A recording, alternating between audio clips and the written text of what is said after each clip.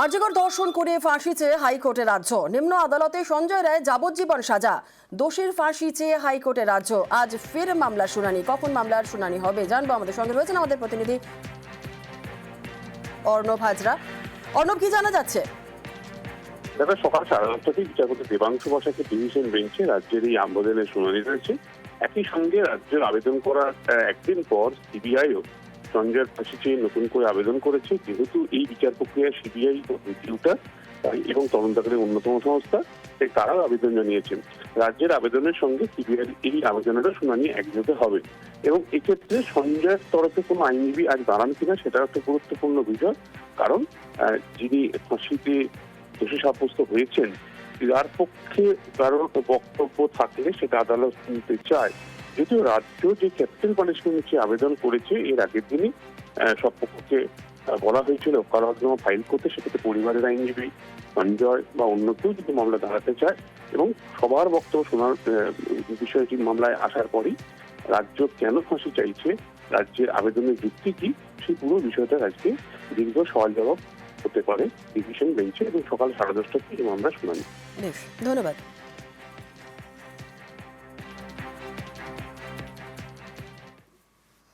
রাজ্য স্বাস্থ্য ক্ষেত্রে নয় সংগঠন। এবার মন্ত্রীর নেতৃত্বে প্রোগ্রেসিভ হেলথ অ্যাসোসিয়েশন।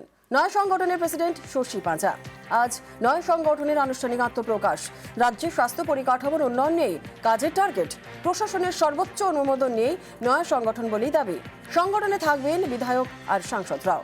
আজ এই পূর্ণাঙ্গ কমিটি ঘোষণা। চিকিৎসকদের পাশাপাশি থাকবেন নার্স ও স্বাস্থ্যকর্মীরাও।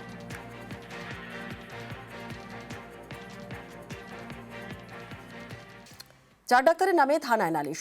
রাজ্য মেডিকেলে নালিশ 4 ডাক্তারের বিরুদ্ধে। ইলেকট্রনিক্স কমপ্লেক্স থানায় অভিযোগ দায়ের।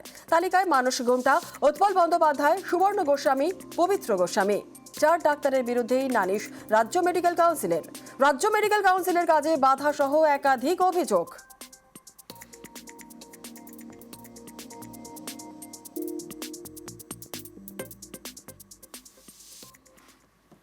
খড়গপুরের রেলের কর্তার দাদাগিরি। আড়াআড়ি গাড়ি দাঁড় করিয়ে হাসপাতালে যাওয়ার গুরুত্বপূর্ণ রাস্তা ব্লক করার অভিযোগ এডিআরএম এর বিরুদ্ধে। রাস্তায় ধারের হকারদের তুলে দেওয়ারও হুমকি। প্রতিবাদ করলে কাউন্সিলরের সঙ্গে বচসা। তৃণমূল কাউন্সিলরের ফোন কেড়ে নেওয়ারও চেষ্টা করেন বলেও অভিযোগ। থানায় একে অপরের বিরুদ্ধে অভিযোগ দায়ের এডিআরএম এর কাউন্সিলর।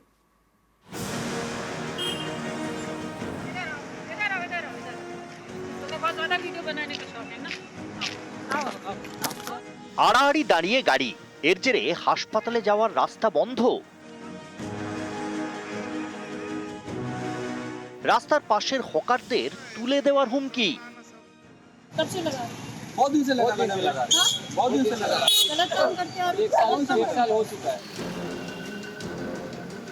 প্রতিবাদ করলে কাউন্সিলরের সঙ্গে বচসা। अगर आप यहाँ पर कर दोगे सामने यहाँ पर गाड़ी स्टैंड, तो यहाँ का पब्लिक का डिस्टर्ब नहीं होगा। पब्लिक डिस्टर्ब होगा तो मुझे आना ही पड़ेगा। কাউন্সিলরের মোবাইল ফোন কেড়ে নেওয়ার চেষ্টার অভিযোগ। तुम्हें बहुत ज्यादा वीडियो बनाने का शौक है ना? प्राइवेट में कैसे आप बीच में गाड़ी क्यों रखा है?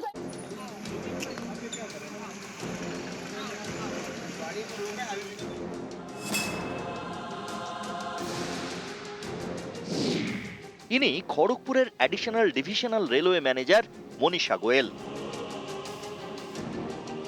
তার বিরুদ্ধে আগেই নানা অভিযোগ উঠেছে। বস্তিবাসীদের বাংলাদেশি বলে আক্রমণের পাশাপাশি বস্তি উচ্ছেদের হুমকি। এবার সেই মনীষার বিরুদ্ধেই উঠল দাদাগিরির অভিযোগ। तुम्हें बहुत ज्यादा वीडियो बनाने का शौक है ना? प्राइवेट में कैसे आप बीच में गाड़ी क्यों रखा है?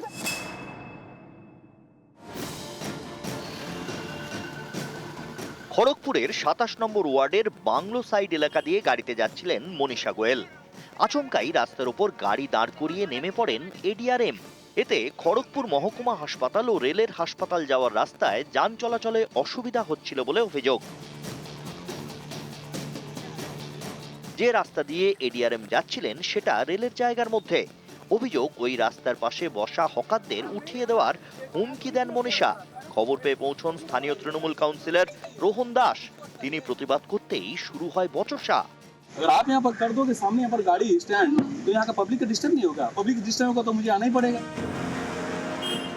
বিষয়টি শুধু বচসায় থেমে থাকেনি, কাউন্সিলরের মোবাইল ফোনটি এডিআরএম কেড়ে নেওয়ার চেষ্টা করেন বলেও অভিযোগ। इधर आओ इधर आओ इधर आओ इधर आओ। तुम्हें बहुत ज्यादा वीडियो बनाने का शौक है ना?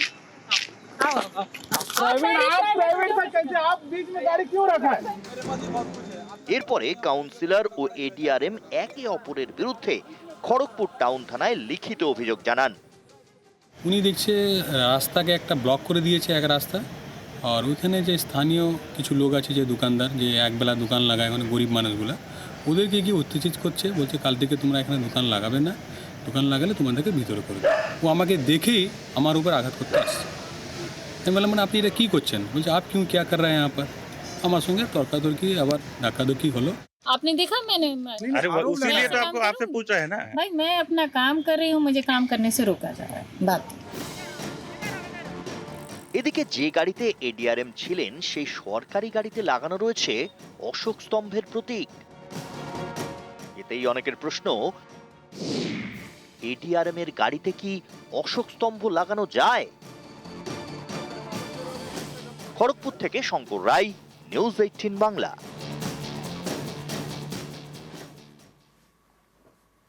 পদ্মশ্রী সম্মান এবার বাংলায় 9 জনকে। তালিকায় শিল্পী থেকে ব্যবসায়ী বিভিন্ন ক্ষেত্রে কৃতীদের কুর্নিশ।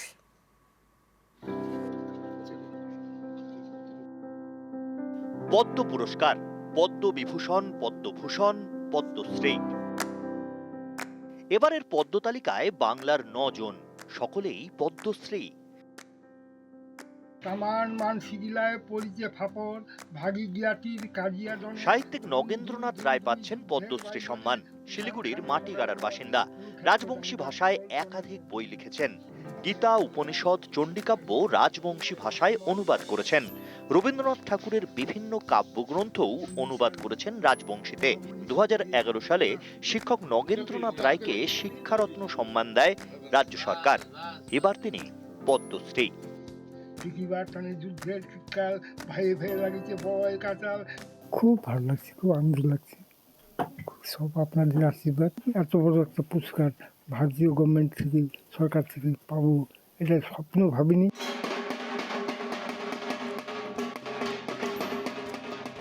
বাংলার ঢাকি গোকুলচন্দ্র দাস, তিনিও এবার পদ্মশ্রী প্রাপকের তালিকায়। উত্তর 24 পরগনার মছলন্দপুরের বাসিন্দা। 50 বছরেরও বেশি সময় ধরে ঢাক বাজাচ্ছেন। তার প্রশিক্ষণে মহিলারাও ঢাকির দল তৈরি করেন। ঢাক নিয়ে America, London, Norway, Sri Lanka, Indonesia এবং বাংলাদেশে গিয়েছেন। এবার তিনি পদ্মশ্রী। নাম ঘোষণা হতেই গোকুলচন্দ্র দাসের বাড়িতে ঢাকের তাল।